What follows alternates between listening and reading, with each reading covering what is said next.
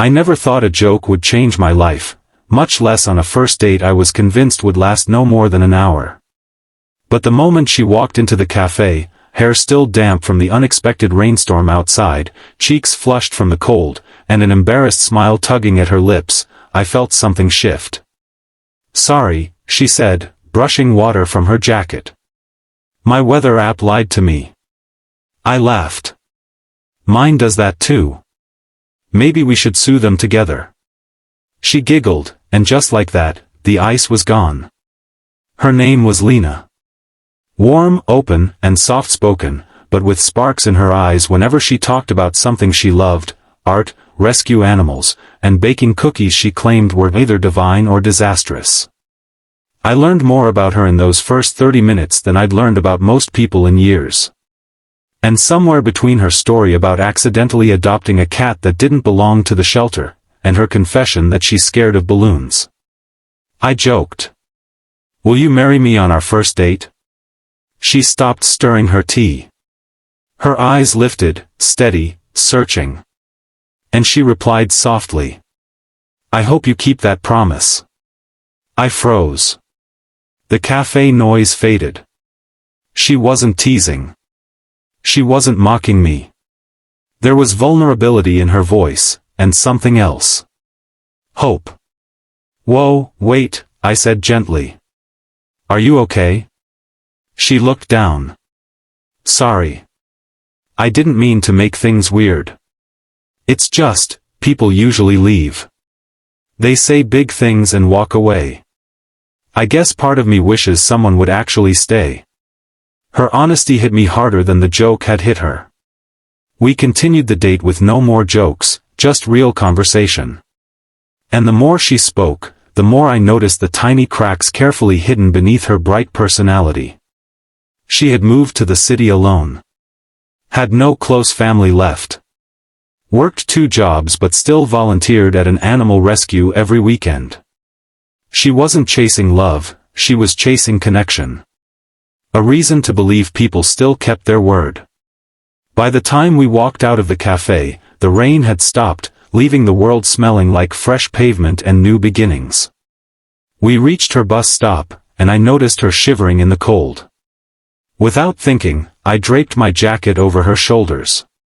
"That's too kind," she murmured.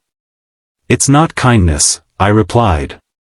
"It's what people do when they mean what they say." Her eyes softened. That was the moment I realized the joke wasn't the strange part. The strange part was, I actually meant it. The twist. We started meeting every day, sometimes for dinner, sometimes just to talk for 10 minutes between her shifts.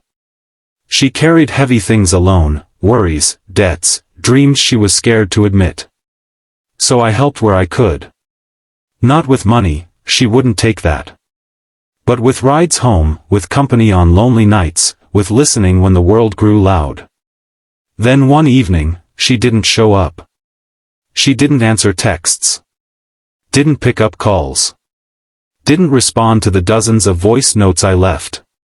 My gut twisted. 2 hours later, she finally called back, her voice trembling. "I'm at the rescue center," she whispered. "A storm hit the back of the building. It's flooding. I'm trying to save the dogs, but I can't do it alone." I didn't hesitate. I drove there faster than I thought possible. The wind was brutal, rain slicing sideways, but I pushed through. Inside, Lena was soaked, shaking, still trying to open stubborn cage latches with numb fingers. "You came," she breathed. "I told you," I said, lifting a terrified dog into my arms, "I keep my promises." Together, slipping and stumbling, we carried every last animal out of the rising water. By the end, my arms felt like lead, my legs like jelly, but when I saw the relief in her trembling smile, none of it mattered. She threw her arms around me, sobbing quietly into my chest. "I thought you'd think I was overreacting," she whispered. "About saving lives?" I held her tighter. Never. In that soaking wet, mud-covered moment, kindness became love. The emotional climax. The city wrote about her the next day, young woman saves 20 animals from flooding shelter. But she kept insisting, I didn't do it alone. At the small recognition ceremony the rescue center held, the director handed her a certificate, a bouquet, and said, "You're the kind of person this world needs more of." She smiled shyly, then glanced at me. And in that glance, I felt something shift again, something deeper. After the event ended, she tugged on my sleeve. "Remember your joke?" she asked, heart thumping in her voice. I laughed nervously. "I said a lot of stupid things." "No," she whispered. "Just one beautiful thing." She took my hands. Held them like they meant something. Maybe like I meant something. "You said you'd marry me on our first date," she said. "But you've spent every day since proving that commitment isn't a joke to you." I swallowed hard. "Do you want me to take it back?" Her tear-bright smile answered before her voice did. "I want you to keep it." The uplifting ending. We didn't get married that day. Or that month. Love isn't a race. But we did something better. We built a life, not perfect, not easy, but honest and kind and real.